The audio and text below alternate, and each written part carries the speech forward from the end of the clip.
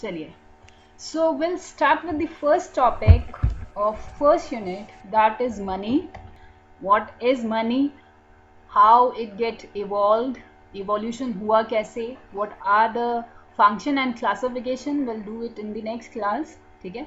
So first of all, the concepts related to money that we'll study today, right? So what is money?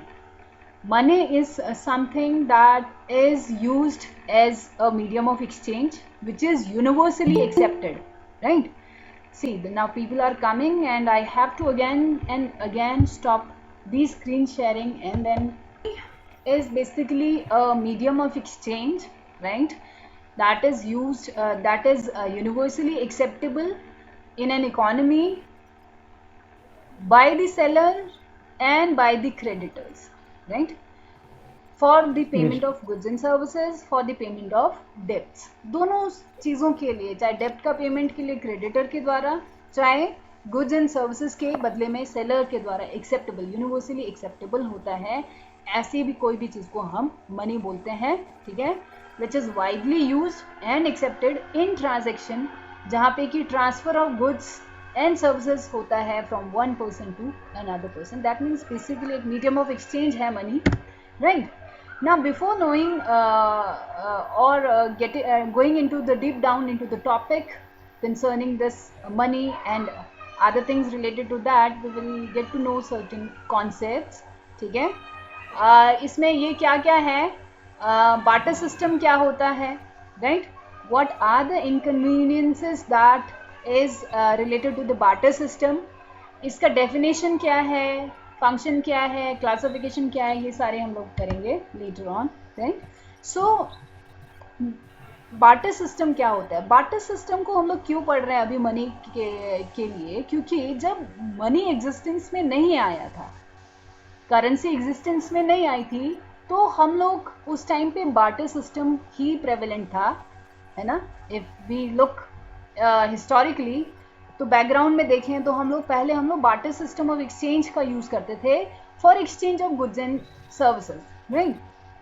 एक वस्तु का दूसरे वस्तु के माध्यम से एक्सचेंज, या एक वस्तु का सर्विसेज के बदले में जो एक्सचेंज होता था, उस टाइम पे जो सिस्टम प्रिवेल करता था उसको हम लोग बार्टर सिस्टम ऑफ एक्सचेंज कहते हैं, जहाँ पे कोई मनी का यूज नहीं किया जाता था, right? Direct person to person goods का गुड्स के बदले में एक्सचेंज हुआ करता था. That is a barter system, ठीक है? नाउ बार्टर सिस्टम समय के साथ साथ बार्टर सिस्टम को ख़त्म करना पड़ा, और जब मनी का इवोल्यूशन हुआ और उसकी ज़रूरत क्यों पड़ी? Because there were certain difficulties that was involved in the barter system of exchange, right? Now what were those difficulties जिसकी वजह से वो बार्टर सिस्टम हमें ख़त्म करना पड़ा? सो बार्टर सिस्टम में क्या होता था? We need a double coincidence of wants. मतलब कि मुझे कुछ खरीदना, मुझे बदले में मुझे अनाज चाहिए, तो मैं मैं सपोज उत्पादन करती थी कपड़ा, राइट? मैं कपड़ा बनाती थी, तो मुझे अनाज चाहिए, तो वो जो अनाज है उत्पादन करने वाला है, उसको बदले में कपड़ा चाहिए कि नहीं चाहिए, वो भी तो मैटर करता है ना. अब मैं तो अनाज लेना चाहती हूँ, बट वो क्या कपड़ा एक्सचेंज में लेना चाहता है, क्या उसको जरूरत है कपड़े की, right? That is double coincidence of wants. मतलब दोनों तरफ से वांट की नेसेसिटी होनी चाहिए, राइट? सो वो लैक ऑफ, जैसे जैसे इकोनॉमी कॉम्प्लेक्स बढ़ता गया, है ना, ट्रांजेक्शन्स बढ़ते गए, इकोनॉमिक सिस्टम कॉम्प्लिकेट होता गया, वांट्स मल्टीप्लाई होती गई टाइम टू टाइम, हमारी जैसे जैसे ग्रोथ एंड डेवलपमेंट होती गई. सो उसके वजह से जो वॉन्ट्स भी मल्टीप्लाई हो गई, तो ये जो डबल कोइंसिडेंस ऑफ वॉन्ट्स का अराइज होना has become very difficult, right? So उसकी वजह से बार्टर सिस्टम धीरे धीरे जो है ख़त्म हो गया.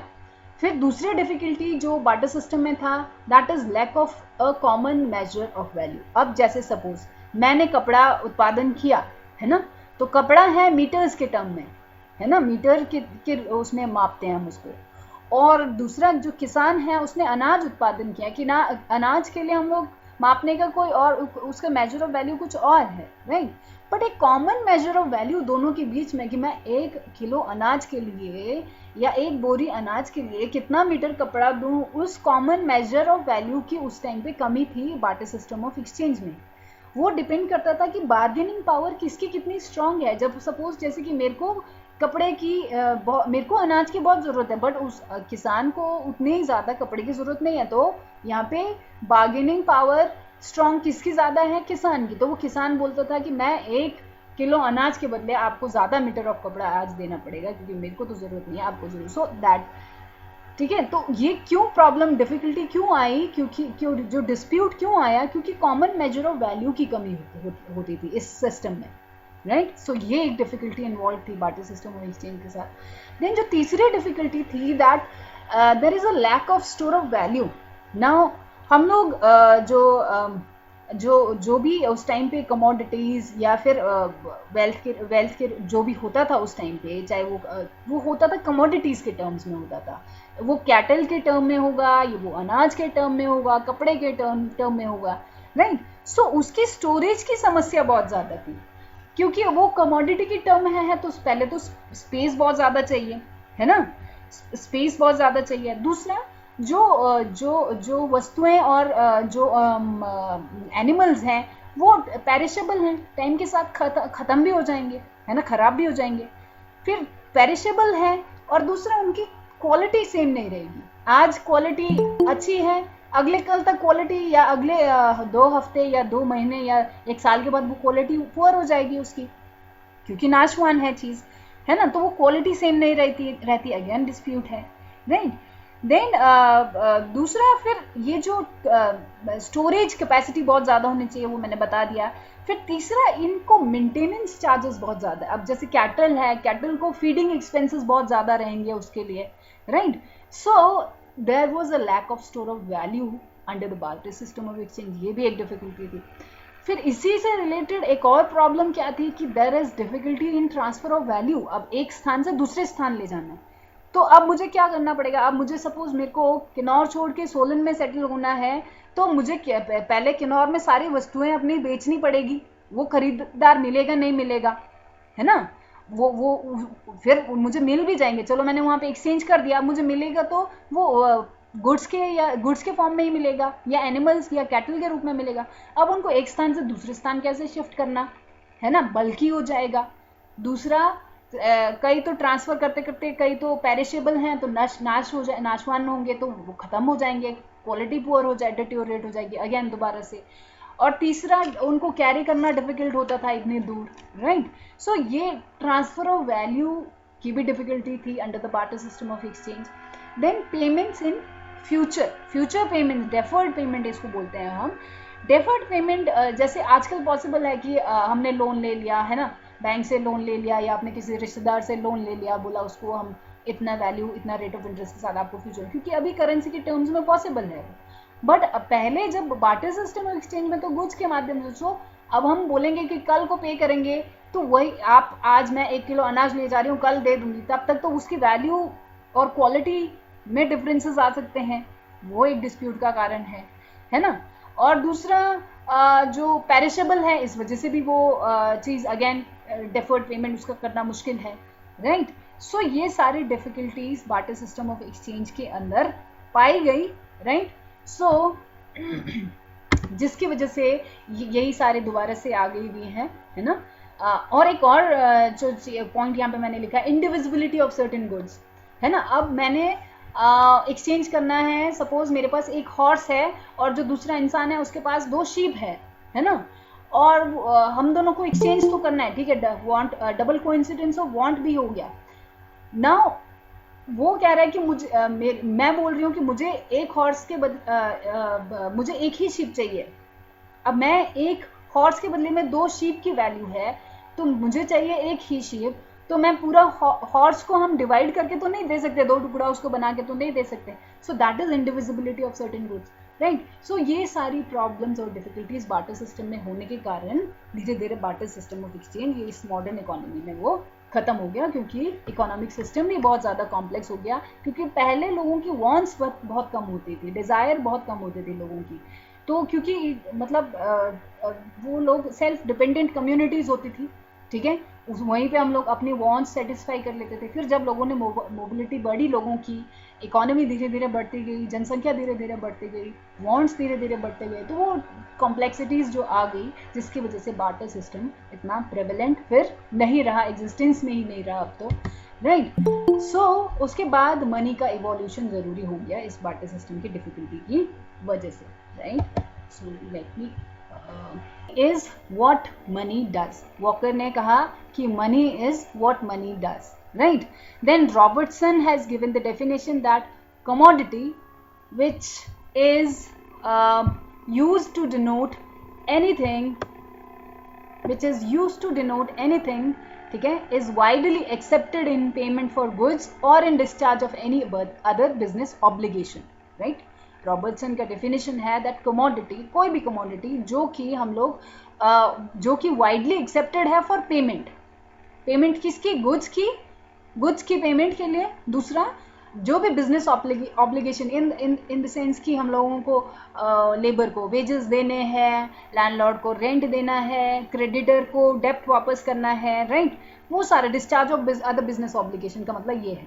सो उसके लिए जो हम कमोडिटी वाइडली एक्सेप्टेड है पेमेंट के रूप में, वो कमोडिटी को हम लोग मनी कहते हैं according to Robertson. Then G Crowther has given another definition which states that anything which is generally accepted as the means of exchange, ठीक है, मीडियम ऑफ एक्सचेंज के रूप में जो भी जनरली एक्सेप्टेड मतलब सभी के द्वारा एक्सेप्टेड है, ठीक है, as a means of settling the डेप्ट को सेटल करने के लिए, and at the same time act as a measure and as a store of value. यहाँ पे 3 फंक्शंस ऑफ मनी को बताया जी क्रॉथर ने कि एक तो मीडियम ऑफ एक्सचेंज है, दूसरा मेजर ऑफ वैल्यू है, तीसरा स्टोर ऑफ वैल्यू फंक्शन जिसका है, that is known as money according to G Crowther, right.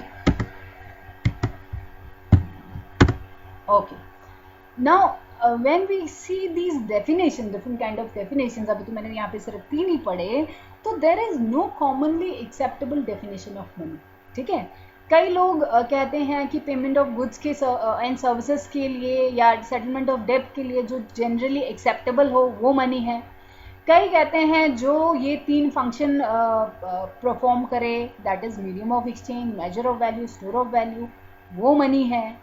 फिर प्रोफेसर जॉनसन ने अपनी किताब एसेज ऑन मॉनेटरी इकोनॉमिक्स में 4 अप्रोचेस ऑफ दिए हैं to define the concept of money, right. वो 4 अप्रोचेस हैं, क्या क्या, conventional approach, then Chicago approach, then Gurley and Shaw approach, and then last as central banking और Radcliffe approach, right. So coming to the first approach, that is conventional approach, ये जो है यहाँ पे जो मनी को डिफाइन किया गया है as money is what money does, ठीक है। इसमें और भी सारे डेफिनेशंस हैं, जैसे आर पी कैंट ने कहा money is anything that is commonly used and generally accepted as a medium of exchange and as a standard of value, ठीक है, वैल्यू के स्टैंडर्ड के रूप में और मीडियम ऑफ एक्सचेंज के रूप में जो यूज किया जा रहा है, that is money, right. Then G Crowther का डेफिनेशन जो हमने पहले भी पढ़ा है ना, which is generally acceptable as a means of exchange at the same time act as a measure and store of value, है ना, वो 3 फंक्शन। सो ये सारी डेफिनेशंस को पढ़ने के बाद हमें मनी के अंदर क्या क्या कंपोनेंट्स मिलती हैं, मनी में क्या चीज़ें आनी चाहिए, currency plus demand deposits. Currency मतलब currency notes plus currency coins, है ना, करेंसी में दोनों चीज़ें आती है, कॉइन्स और notes, plus demand deposits with the banks. तो ये है कन्वेंशनल अप्रोच के द्वारा मनी का डेफिनेशन, जिसमें कि हम लोग क्या क्या चीज़ें शामिल कर रहे हैं, currency notes plus coins plus the bank demand deposits that is held by a bank, right. तो ये चीज़ें, ये 2 components currency plus demand deposits 2 components conventional approach में ऑफ डेफिनेशन ऑफ मनी के अकॉर्डिंग आती हैं, right. Then the next is your Chicago approach. Chicago approach के according, ये दिया किसने है, ये दिया है मिल्टन फ्रीडमैन ने, ठीक है, who is a Nobel laureate. So he says that money is temporary abode of purchasing power. मतलब ये इसने स्टोर ऑफ वैल्यू फंक्शन को बहुत एम्फेसाइज किया है यहाँ पे इस सेंटेंस में, money is temporary abode of purchasing power, right. So in monetary economy जो भी ट्रांजेक्शन है उसके दो एस्पेक्ट होते हैं, एक तो सेल और एक परचेज, ठीक है. तो इसीलिए ज़रूरी है, क्योंकि फ्रीडमैन के अकॉर्डिंग सेल और परचेज जो है इमीडिएट नहीं होता. आज ही सेल करके आज ही सेल करना है, आज ही परचेज करना है. वो सेल के लिए जो प्रोडक्ट है उसको बनने में टाइम लगता है, राइट. सो उस जो डिफरेंस बिटवीन दीज टू, ये जो टाइम गैप है, ठीक है. सो इसीलिए ज़रूरी है कि हम अपने पास एक परचेजिंग पावर होल्ड कर रहे हैं in terms of money till such time, जब तक कि ट्रांजेक्शन हो ना, ठीक है, ट्रांजेक्शन जब तक ना हो, राइट. सो इसलिए इसके डेफिनेशन के अकॉर्डिंग, क्योंकि स्टोर ऑफ वैल्यू फंक्शन को बताया, तो इसमें जो मनी का जो स्कोप है और वाइडन हो गया और ब्रॉड हो गया. तो इसमें करेंसी और डिमांड डिपॉजिट जो कन्वेंशनल अप्रोच का था वो तो आ ही गया, करेंसी में coins plus notes plus demand deposit with the banks तो आ ही गया. इसके साथ ही इसने यहाँ पे टाइम डिपॉजिट को भी इसमें शामिल किया है. टाइम डिपॉजिट या टर्म डिपॉजिट, जैसे कि सपोज आपका fix deposits, RDs, right. So ये एक टाइम पीरियड के लिए आपको स्टोर रखना है, मतलब आप इसको विड्रॉ नहीं कर सकते, राइट. सो ये टर्म डिपॉजिट को भी, क्योंकि store of value function of money को भी बताया है, एम्फेसाइज किया है फ्रीडमैन ने कि हम लोग परचेजिंग पावर को, मतलब ऐसा हो, मनी ऐसा होना चाहिए विच holds the purchasing power for a future date, right. That means there should be a store of value function of money also, right. So इसीलिए यहाँ पे और वाइडन कर दिया गया मनी के स्कोप को, और इसके में कंपोनेंट जो एक और एक्स्ट्रा शामिल हुआ कन्वेंशनल के साथ, दूसरा वो है टाइम डिपॉजिट, राइट. इसके बाद जो तीसरा अप्रोच है that is Gurley and Shaw approach. G Gurley और एस शॉ ने अपना ये अप्रोच जो है, अपनी किताब that is money in a theory of finance करके एक किताब थी, उसमें अपनी ये अप्रोच को दिया है. सो इसमें इन्होंने besides currency and demand deposit, इसके अलावा भी और भी जो क्रेडिट के इंस्ट्रूमेंट्स होते हैं, ठीक है, जैसे कि बॉन्ड्स, शेयर्स, डिबेंचर्स, चाहे वो बैंकिंग से हो, चाहे वो नॉन बैंकिंग जो इंस्टीट्यूशंस होती हैं, नॉन बैंकिंग फाइनेंशियल इंटरमीडियरीज या फाइनेंशियल इंस्टीट्यूशंस जिसको बोलते हैं एनबीएफआईज या एनबीएफसीज हम इसको बोलते हैं, एलआईसी हो गया, आपके पोस्टल सेविंग बैंक्स हो गए, राइट. ये सारी चीज़ें इसमें शामिल हो जाती हैं. तो इनके द्वारा भी जो क्रेडिट जनरेट किया जाता है तो वो भी मनी का ही कार्य करते हैं.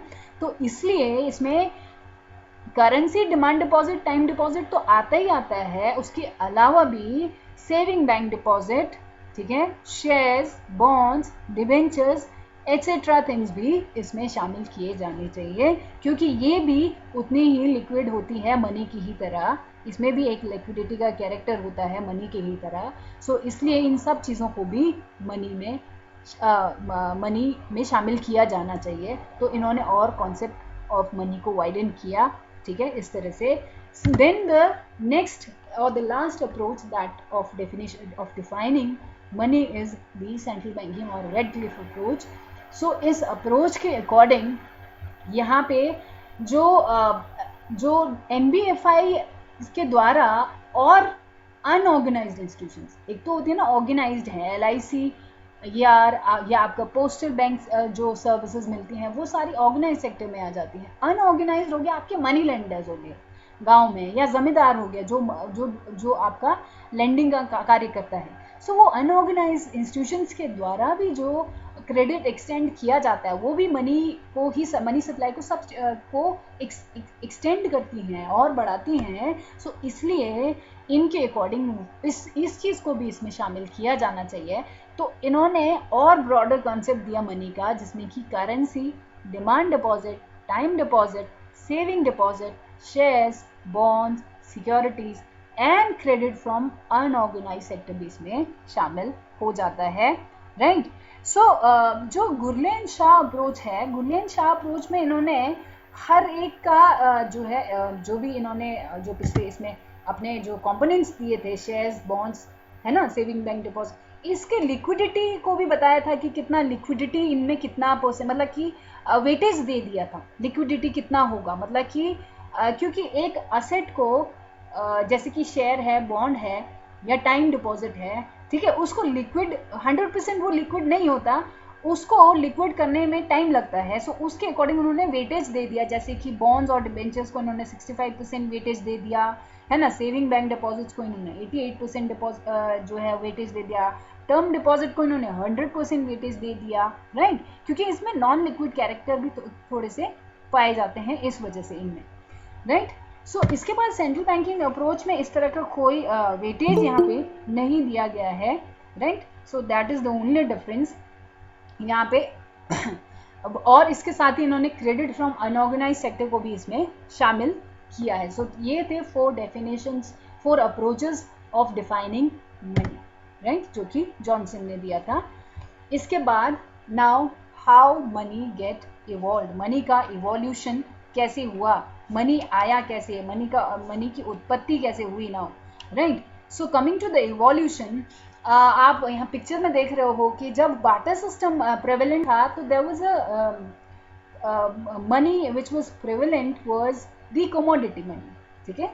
कमोडिटी मनी था आपका गुड्स के रूप में होता था, ठीक है, चाहे गुड्स के रूप में भी होता था और दूसरा मेटल के रूप में भी होता था। तो जब वो कमोडिटी सिस्टम ऑफ मनी या कमोडिटी मनी एग्जिस्टेंस में थी, तो जो कमोडिटी मनी की जो वैल्यू होती थी वो उसकी इंट्रिंसिक वैल्यू, एक होता है फेस वैल्यू, एक होता है intrinsic value.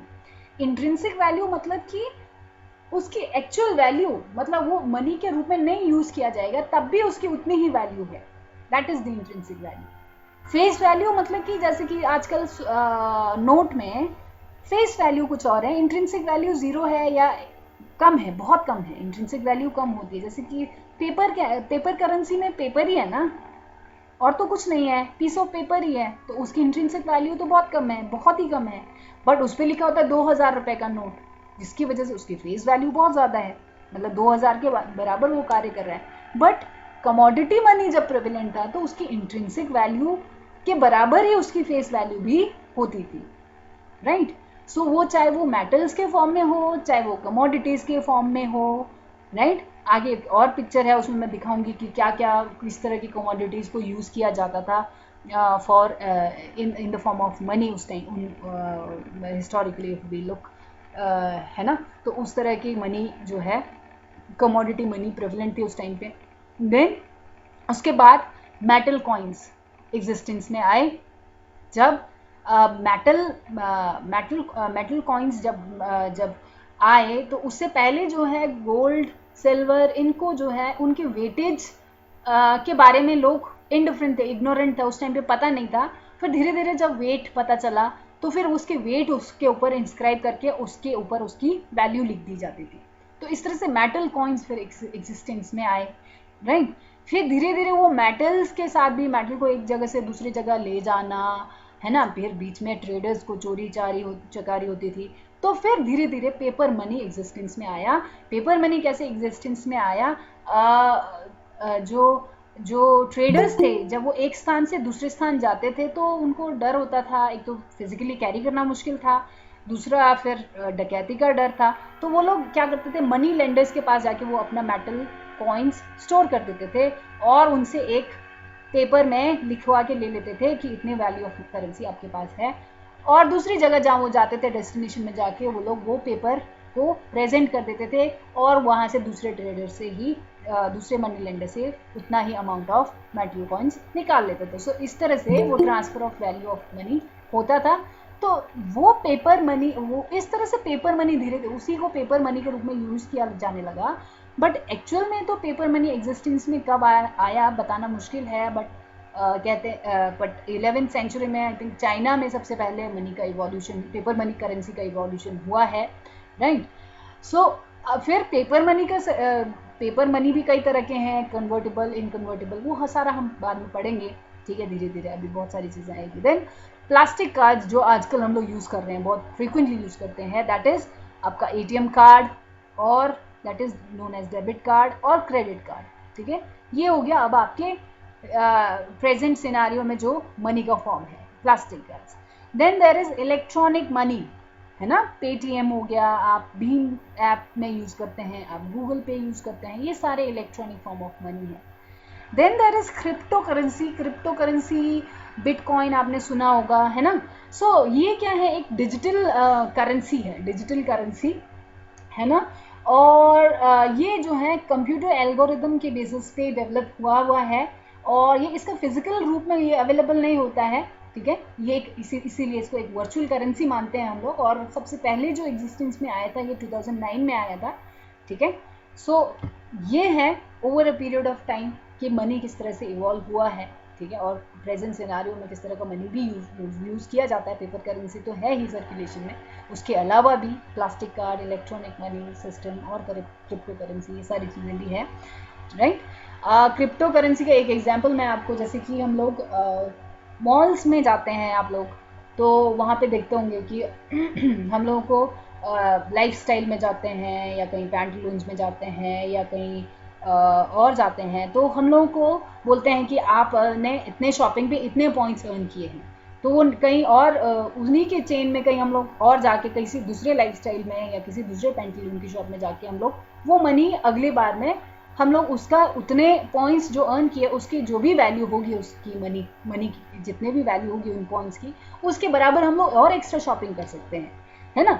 So that is मतलब कि कंप्यूटर बेस्ड है सारा, है ना, वो फिजिकली कुछ भी नहीं है, राइट। बट हम लोगों को उस तरह से हम लोग दैट इज क्रिप्टो करेंसी, एक तरह का फॉर्म ऑफ क्रिप्टो करेंसी। दूसरा, हम लोग जब अपने एटीएम्स को यूज़ करते हैं तो उसमें रिवॉर्ड पॉइंट्स आप लोग देखते हैं, आप लोगों को मैसेज आता है कि नहीं आता है, अगर आप लोग यूज़ करते होंगे तो। जैसे बहुत फ्रीक्वेंटली, जैसे मैं अपना डेबिट कार्ड यूज़ करती हूँ फॉर शॉपिंग, है ना, तो फिर हमें उस पर रिवॉर्ड पॉइंट्स मिलते हैं, तो वो रिवॉर्ड पॉइंट्स भी क्या हो जाते हैं, हम लोग उस पॉइंट्स पे भी हम लोग कुछ ना कुछ अर्निंग करते हैं, और उसके बेसिस पे भी हम लोग और एक्स्ट्रा शॉपिंग कर सकते हैं, या हमें मतलब उतने पैसे का डिस्काउंट मिल जाता है जहाँ भी हम शॉपिंग करते हैं, जो हमने पॉइंट्स अर्न किए होते हैं उसके बेसिस पे। So that is a form of again crypto currency, right. Okay, now coming to the characteristics. Now what are the characteristics of a money, और what should be the characteristics of a money. सबसे पहले तो general acceptability होनी चाहिए, ठीक है। General acceptability means it should be acceptable to everyone for making the payments of goods and services और the payment of debts, ठीक है। ट्रांजेक्शन के लिए या डेब्ट के पेमेंट के लिए वो हर किसी को acceptable, without any doubt, without any hesitation, वो एक्सेप्टेबल होना चाहिए, that is general acceptability. Then voluntary acceptability का मतलब कि वो इच्छुक हो उसको प्राप्त करने के, मुद्रा को प्राप्त करने की, मतलब कि लोगों को प्रेशर ना डालना पड़ेगी, हाँ आप ये लो, प्लीज ले लो करके, है ना। It should be voluntarily acceptable to everyone, right. We don't need to exert any pressure on anybody, ठीक है, कि आप लोग एक्सेप्ट कर लो प्लीज मनी को करके, राइट। मतलब कि लोग वॉलंटरीली अपनी स्वेच्छा से उसको एक्सेप्ट करें, ऐसी कैरेक्टरिस्टिक्स होनी चाहिए। फिर मीडियम ऑफ एक्सचेंज, लेन देन का एक माध्यम होना, सबसे फॉरमोस्ट जो इम्पोर्टेंट फंक्शन है मनी का वो यही है, ठीक है। So it should be the most liquid asset, right, जो कि मीडियम ऑफ एक्सचेंज के रूप में, लेन देन के रूप में, चाहे अभी मतलब कि कोई भी गुड्स एंड सर्विस के लिए हम लोग पेमेंट के रूप में इसको यूटिलाइज कर सकते हो। Then money is a mean not an end, का मतलब है कि मनी हमारा अल्टीमेट गोल नहीं है। मनी हमने अर्न किया क्योंकि हमने दूसरी वस्तुएं और सेवाएं खरीदनी है, right. So it is just a means to get that those things, right. So money is a means not an end का ये मतलब है। देन गवर्नमेंट कंट्रोल होना बहुत ज़रूरी है मनी की सर्कुलेशन में। अगर गवर्नमेंट कंट्रोल नहीं होगा, हर कोई मनी मिंट कर लेते रहेगा, तो मनी की वैल्यू ही नहीं रहेगी, राइट। मनी एक्सेप्टेबल, ये सारे जो कैरेक्टरिस्टिक्स है वो ऑटोमेटिकली खत्म हो जाएंगे। So there should be a government control over the money supply. Then it should be a liquid asset, right. Liquid asset का मतलब मनी जो है it can be easily exchange for any goods and for the payment of any goods and services without any wastage of time, है ना। उसकी value में कोई गिरावट ना होते हुए हम लोग उसको एक्सचेंज के लिए यूज कर सकें, that is the liquidity characteristics of money. And it is not a wheel का मतलब है कि इट डज नॉट, मतलब क्लासिकल्स कहते थे कि money is just a wheel, ठीक है, इज नॉट अ व्हील, मतलब कि मनी इज अ व्हील का मतलब हो गया कि it does not effect the income and output of any economy, ठीक है। But later on monetary said कि मनी का सिर्फ एक्सचेंज का ही कार्य नहीं होता है, बल्कि मनी जो है इकोनॉमी में, इकोनॉमिक डेवलपमेंट में, ग्रोथ में भी उसका उतना ही इम्पोर्टेंट रोल रहता है मनी सप्लाई का। It does affect the income and output of any economy, ठीक है। सो ये कैरेक्टरिस्टिक्स मनी के होने चाहिए और होते हैं, right. So coming to the types of money, वैसे तो मैंने अभी मोटा मोटा अभी जब हम कर रहे थे तो बताया आपको what is the commodity money, what is the fiat money. अब ओके, फिएट मनी अभी बताती हूँ। कमोडिटी मनी हम लोगों ने किया कि कमोडिटी मनी जहाँ पे हम लोग अनाज के रूप में, मेटल्स के रूप में, है ना, जब मनी को यूज करते थे, so that is a commodity form of money, right. Then fiat money आपका पेपर करेंसी, ठीक है। देन बैंक मनी आपका चेक्स, आपका डिमांड ड्राफ्ट, ये सारी बैंक मनी आ जाती है। तो कमोडिटी मनी में आप देख रहे हैं यहाँ पे, ठीक है, जहाँ पे एक गुड को उसकी जो इंट्रिंसिक वैल्यू के बराबर ही उसको वैल्यू हम दे देते हैं मनी के रूप में। सो इस तरह से कमोडिटी मनी हम लोग को यूज़ करते थे, कमोडिटीज़ को मनी के रूप में यूज़ करते थे, ठीक है। गोल्ड कॉइन इसका एक एग्जाम्पल है कमोडिटी मनी का। Then commodity money has been replaced with fiat money. अब हम फिएट मनी क्या है वो देखते हैं। फिएट मनी क्या है? एक ऐसी good the value which is less than the value, जैसे कि पेपर करेंसी मैंने बताया, उसकी एक्चुअल वैल्यू नहीं है कुछ भी, बट उस पर जो वैल्यू इंस्क्राइब्ड है, वैल्यू जो उसके ऊपर लिखी है, ठीक है, वो उसकी वजह से उसकी वैल्यू बहुत ज़्यादा है, मनी के फॉर्म में उसकी value, that is fiat. Fiat क्यों बोलते हैं इसको? मतलब ये किसी की अथॉरिटी, फिएट मतलब अथॉरिटी, किसी की अथॉरिटी पे ये सर्कुलेट हो रहा है कि मैं धारक को 2000 रुपये अदा करने का वचन देता हूँ। सो वो 2000 के बराबर उसकी वैल्यू बना दी, जबकि उसके इंट्रिंसिक वैल्यू कुछ भी नहीं है, राइट। सो एक पेपर पीस है वो सिर्फ, जिसकी वैल्यू बहुत कम है as compare to the value inscribed on that, printed on that, right. Value printed on that is much greater than its own value, its intrinsic value, right? So that is the fiat characteristics और fiat money इसको हम बोलते हैं।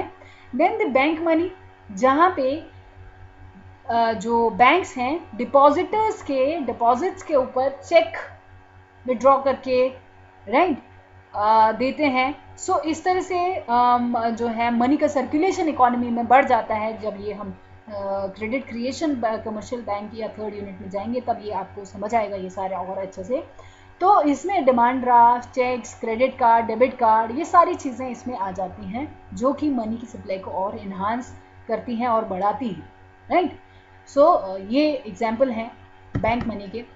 Then there are plastic money.